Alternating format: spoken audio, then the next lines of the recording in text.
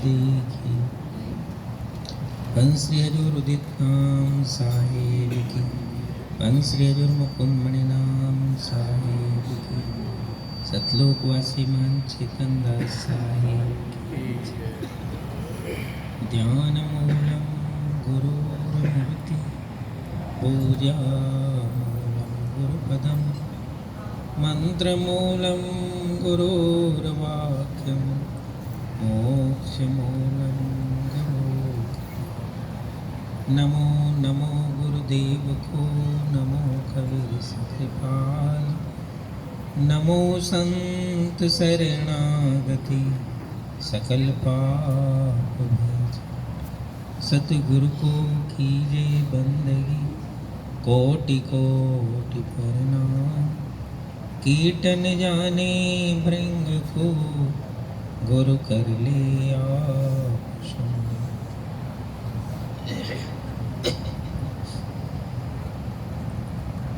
आज इस पावन अवसर पर क्या नाम है इसका? दिलीप जी के इस पावन घर में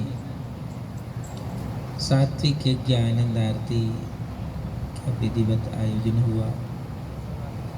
इस शुभ अवसर पर उनके आमंत्रण को स्वीकार कराए इस क्षेत्र के मान साहेब, मान प्रकाश दास जी साहेब, मान प्रेमदास जी,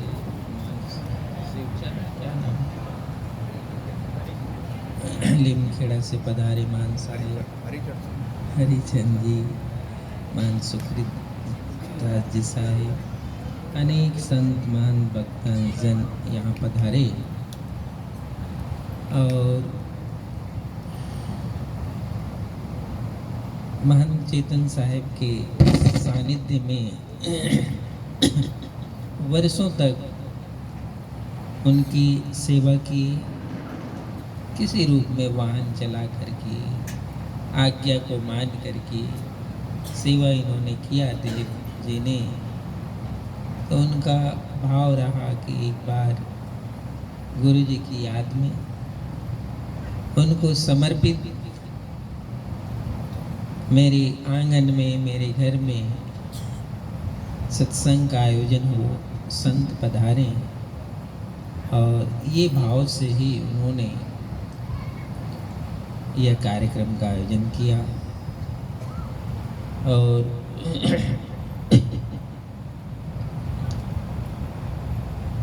इस घर में इतने संत महापुरुष आए तो भक्ति ऊंची मानी जाती है। इसलिए श्रद्धा भाव और प्रेम वर्षों से हम संजो कर रखते हैं कि भाई एक दिन मेरे द्वार पर गुरुदेव आए, आचार्य गुरुजन आए, संत आए, सत्संगी नेमी प्रेमी आए तो वह कार्य वो भक्ति पक्ष माना जाता है। वैसे तो हर किसी परिवार में कुछ न कुछ आयोजन होता है, लेकिन वो जो आयोजन है वो पारिवारिक पक्ष होता है, वो भक्ति पक्ष नहीं होता, जिसमें शादी हो, जन्मदिन हो और बहुत सारे कार्यक्रम होते हैं और बहुत लोग आते हैं। कोई फंक्शन होता है, कोई मीटिंग हो, कोई प्रोग्राम हो, कुछ भी होता है ना। लेकिन वो जो प्रोग्राम है या तो वो पारिवारिक होता है, सामाजिक होता है, कुछ भी होता है, लेकिन गुरुदेव आए, संत आए, भक्त आए, उसके आगमन से जो कुछ भी रचना होती है वो भक्तिपूर्ण रचना मानी जाती है। इसीलिए कर्म कर्म में भी अंतर है, कर्म कर्म में भी अंतर है। कौन सा कर्म क्या फल देगा, तो कर्म फल को देता है ना। तो व्यवहारिक कर्म व्यवहारिक फल को देगा, सामाजिक कर्म सामाजिक फल को देगा, लोक व्यवहार के कर्म लोक व्यवहार के फल को देगा। लेकिन भक्ति का जो कर्म है वो भक्ति के ही फल को देगा, वो दूसरे फल को नहीं देगा। और ये भाव सबको जानना चाहिए, ये भाव सबको समझना चाहिए। ये हर कर्म का फल होता है। तो भक्ति, सत्संग, सेवा, गुरुजनों के प्रति जो परमार्थ है उसका फल ही अलग होता है। तो ये जो आज का आयोजन है ये परमार्थ का है। गुरु की याद में, संतों के आगमन से जो भी सेवा इन्होंने की, आयोजन किया, ये भक्ति पक्ष है। और सद्गुरु की वाणी, वचन, यदि उपदेश जीवन में गहराई से यदि आता है तो माथे का सब भार उतर जाएगा, संशय खत्म हो जाएगा और भटकना भी खत्म हो जाएगा। क्योंकि सद्गुरु की उपस्थिति से, साहेब की किसी न किसी रूप में जीवन के आगमन से उनकी उपस्थिति रहती है। चलते फिरते, उठते बैठते, फिर दूसरी की उपस्थिति वहाँ से समाप्त हो जाती है। ये इसलिए साहेब कहते हैं, कर नैनो दीदार महल में प्यारा। अपने नैनों में दीदार करके देखना कि तुम्हारे इस शरीर रूपी काया में सद्गुरु की कृपा कैसे आती है और उस कृपा से तुम कैसे जुड़ पाते हो। ये साहब ने उपदेश दिया कि अपने नैनों में सद्गुरु के प्रति जितनी गहरी निष्ठा और भाव होगा उतनी ही उसकी किसी न किसी रूप में उपस्थिति, उनकी छत्र छाया तुम्हारे साथ रहती। ये भक्ति बड़ा कठिन है। क्योंकि सद्गुरु कबीर साहेब से धर्मदास साहेब पूछे, साहेब ये भक्ति तो कठिन है। तो साहेब ने कहा, हाँ धर्मदास, ये भक्ति कठिन है। क्योंकि इस भक्ति में रहने से रहना पड़ता है, सुरती को सही रखनी पड़ती है, संकल्प को मजबूत रखना पड़ता है और समर्पण 100% होना चाहिए। समर्पण जो है पूरा होना चाहिए। इसीलिए साहेब कहते हैं, पूरा साहिब से ही सब विधि पूरा हो, ओछे से नेह लगाई के मूल उडारे हो। पूरा साहिब से ही है। सद्गुरु के ज्ञान को उपलब्ध होना है तो पूरा उपलब्ध होना चाहिए। भले वो धीरे धीरे तुम उपलब्ध हो, लेकिन उपलब्धि पूरी होनी चाहिए। ये भक्ति की भी उपलब्धि पूरी होनी चाहिए, ज्ञान की उपलब्धि पूरी होनी चाहिए। आधा उधर और आधा इधर में भक्ति पूरी नहीं मानी जाती। भक्ति करना हो तो पूरी। साहेब कहते हैं, साधु ऐसा चाहिए पक्का हो के खेल, कच्चा सरसों पेर के और खरी बयाना तेल।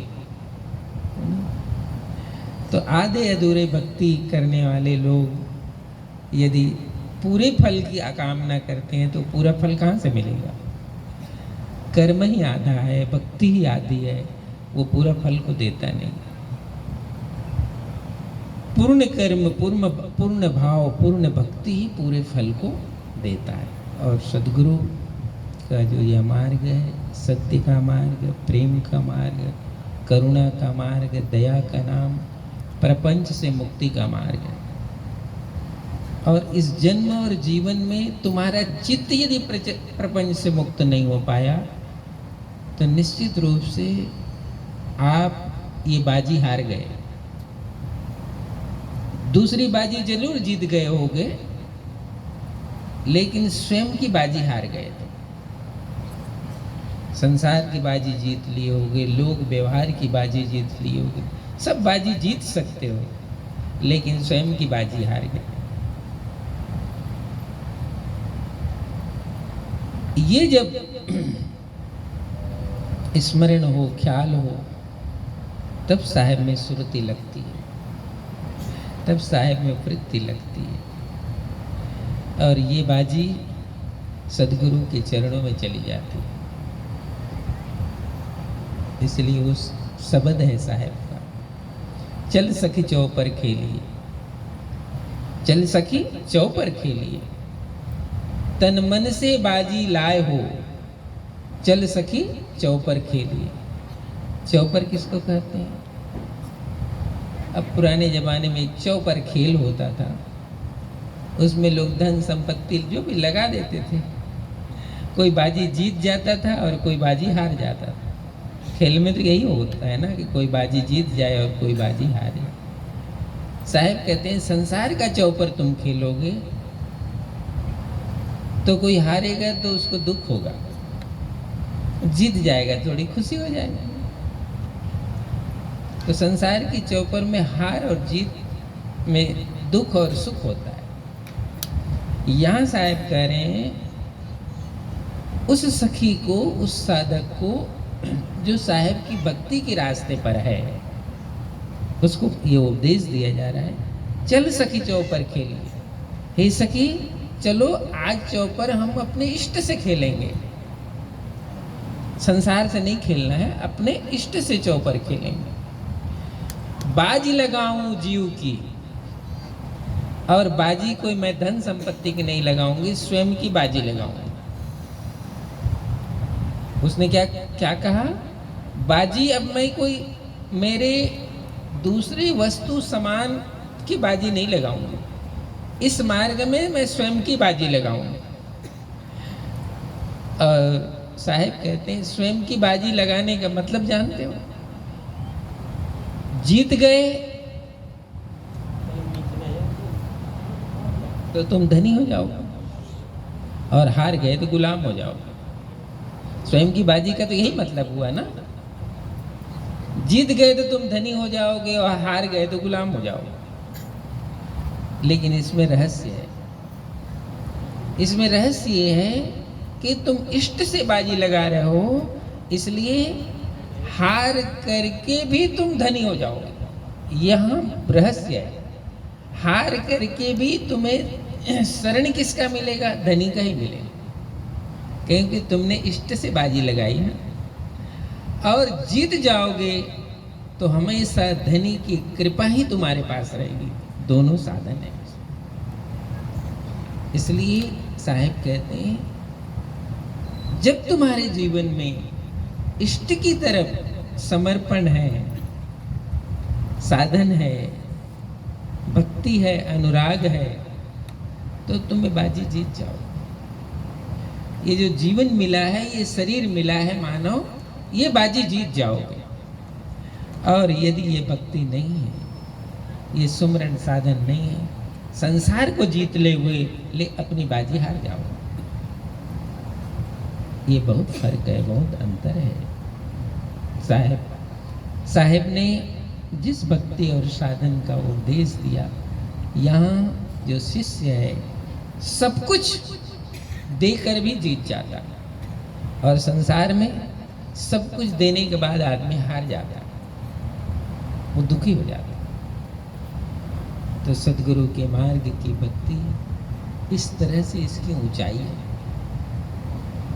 और तो उस आनंद को उपलब्ध हो जाता है शिष्य कि साहिब अब न तो मुझे मांगना है, न तो मेरी चाह है, न तो मेरी कल्पना है, मेरी कुछ नहीं है। जो कुछ है सो आपका है, मेरा कुछ नहीं। मेरी मांग भी नहीं, मेरी चाह भी नहीं, मेरी कल्पना भी नहीं, सब मिट गई।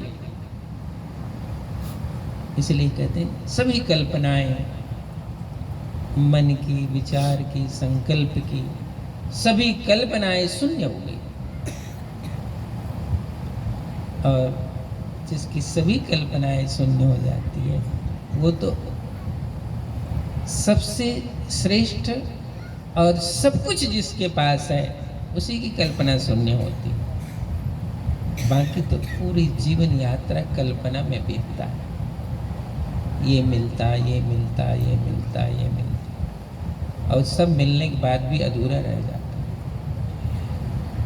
तो सदगुरु की भक्ति का ये पक्ष है। इसलिए आप साहेब की भक्ति करनी है तो धर्मदास साहेब के जीवन दर्शन के प्रसंग को सुना करो कि धर्मदास साहेब कहते हैं बहुत दिन तक साहेब का सत्संग सुना, और बहुत दिन सत्संग सुनते सुनते सुनते सुनते वो ऐसे हो गए जैसे सब कुछ उसने उसके जीवन से समर्पित हो गया। और ये रहस्य ज़्यादा महत्वपूर्ण होता है कि जब भक्ति और ज्ञान का आश्रय मिलता है किसी हंस को, किसी साधक को,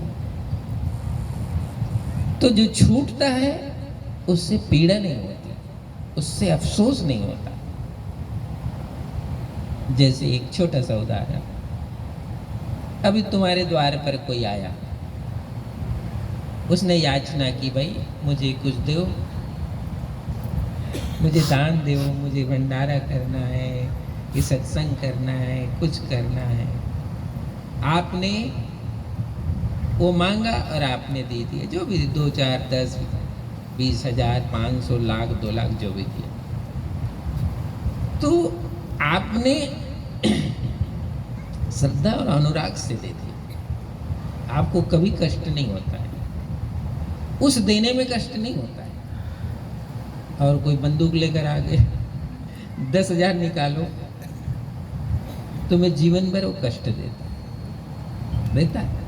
तुमने 1 लाख दे दिया, अपने से दे दिया, भाव से दे दिया, श्रद्धा से दे दिया, उसका कभी ख्याल नहीं करते हो, कभी स्मरण नहीं करते कि मैं लूट गया। ऐसे ही जब ज्ञान और भक्ति जीवन में आती है तो धीरे धीरे धीरे धीरे जो चीज चली जाती है उसका कभी दुख नहीं होता है और कभी अफसोस नहीं होता है। यही भक्ति और त्याग की भूमिका है, और आदमी सब चीज से मुक्त हो जाता है, क्योंकि कोई ना कोई बंधन तो है, चाहे आशा का बंधन हो, तृष्णा का बंधन हो, मोह का बंधन हो, चीजों का बंधन तो है ना।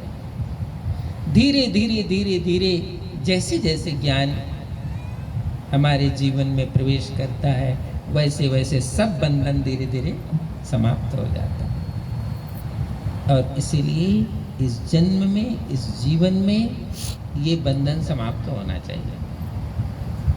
साहब कहते बहु बंधन से बांधिया एक बिचारा जीव, अपने बल छूटे नहीं केरे छुड़ावे पी। सतगुरु जैसे पीयू मिले, सत्संग मिले, साधन मिले, और हमारा चित्त अनुरागी और दानी हो जाए, तो सब चीज जाने के बाद भी हमें कोई दुख होता नहीं है। ये भक्ति पक्ष भी है और ज्ञान पक्ष भी है। तो धर्मदास साहेब को सतगुरु से जब ज्ञान प्राप्त हुआ तो भक्ति प्रबल हो गई, भक्ति प्रबल हो गई, और प्रबल भक्ति से ही समर्पण आता है, त्याग आता है, और परमार्थ भी होता है। तो इस जीवन की जो शुद्धता है, पवित्रता है, रहनी है, कहनी है, ये सब सद्गुरु की उपस्थिति में, साहेब के मार्ग में सहज होता है, निर्मल होता है, पवित्र होता है।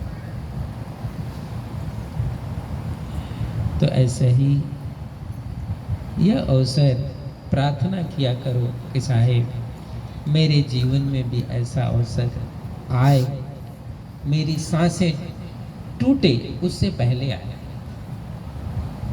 मेरी सांसें टूटे उससे पहले ये अवसर जीवन में आना चाहिए। भक्ति का अवसर, ज्ञान का अवसर, साधन का अवसर, प्रसन्नता का अवसर, आनंद का अवसर मेरे जीवन में आना चाहिए, ताकि मैं उसका दीदार कर सकूं, उस अवसर का दीदार कर सकूं, उस अवस्था का अनुभव कर सकूं। क्योंकि अब तक तो मैंने सुना है ना, सत्संग में सुना, साधन में सुना, पुस्तकों में पढ़ा, कथा में सुना, लेकिन साहेब दीदार नहीं हुआ, अनुभव नहीं हुआ। तो जीवन में ऐसा अनुभव होता है, वो निवृत्ति मार्ग है, उसको कहते हैं निवृत्ति मार्ग। प्रवृत्ति और निवृत्ति मार्ग, ये दो तो होता ही है जीवन में। जैसे बच्चा जब आगे बढ़ता है तो उसकी यात्रा चढ़ाई की होती है, जब अवस्था ढलने लगती है वो उतार का होता है, वो उतरता हुआ जीवन होता है। जैसे सूरज सुबह दिखता है तो चढ़ता हुआ दिखता है, शाम को सूरज दिखता है उतरता हुआ दिखता है। ऐसे ही ये जीवन भी है। तो साहब कहते हैं अवस्था तो तुम्हें उतार देगी, अवस्था तुम्हें चढ़ा देगी, लेकिन ये शरीरगत होता है, तुम्हारे वृत्तिगत, तुम्हारे प्रवृत्तिगत नहीं होता है।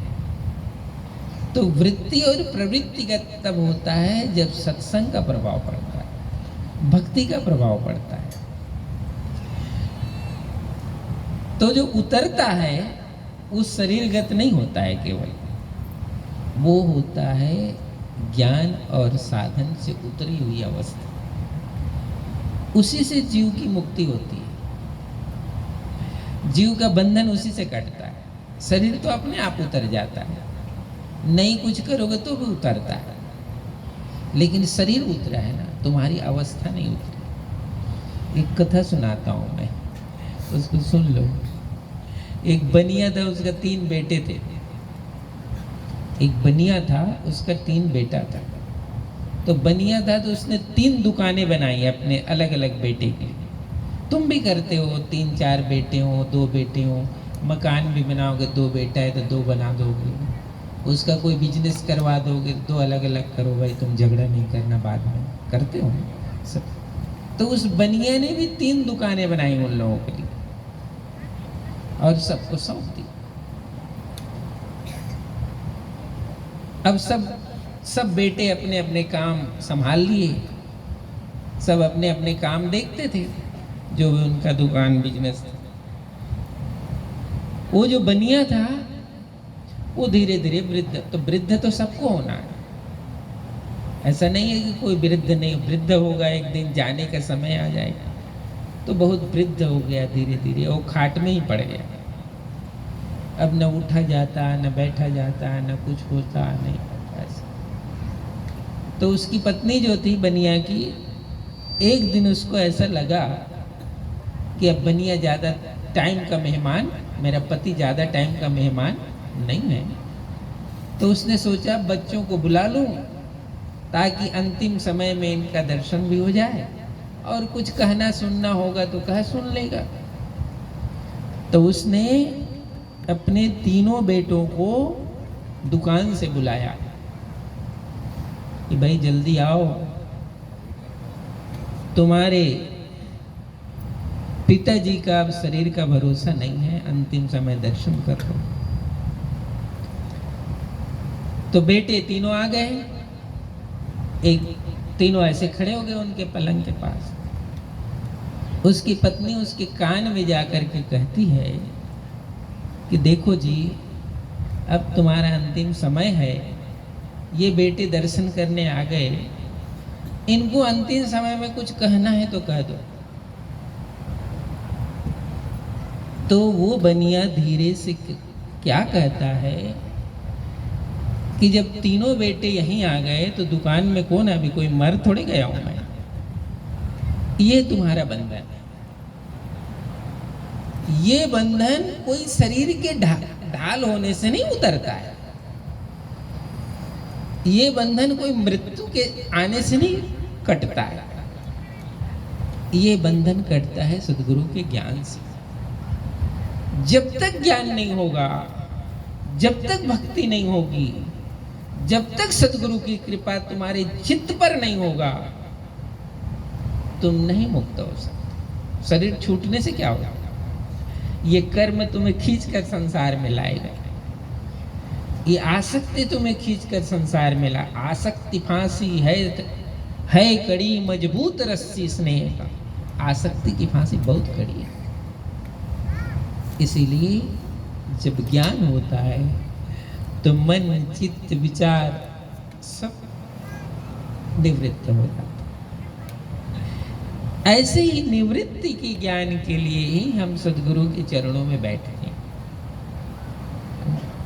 साहेब,